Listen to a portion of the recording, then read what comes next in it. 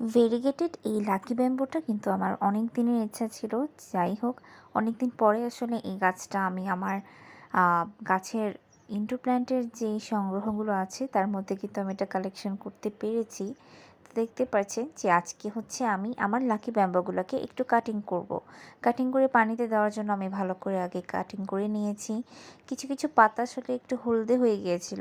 তো আমি চিন্তা করলাম ওই পাতাগুলো আমি কেটে দিব। তো প্রথমে আমি গোড়া থেকে ভাঙার চেষ্টা করছিলাম, কিন্তু এতটা আসলে গোড়াটা শক্ত হয়ে গিয়েছে যে আমি খুলতে পারছিলাম না। তারপরে ভালো করে আমি হচ্ছে এই দেখে নিচ্ছিলাম। তারপরে এই গাছগুলোকে আমি একটু পানি দিয়ে ধুয়ে নিয়েছি।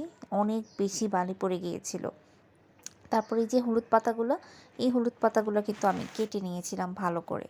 কেটে তারপরে একদম ফিল্টারে যে ফ্রেশ পানিটা আছে সেই পানিটার মধ্যে হচ্ছে আমি ২ দিন পর পর এইভাবে চেঞ্জ করে আমার ডাইনিং রুমের এরিয়াতে রেখে দেই।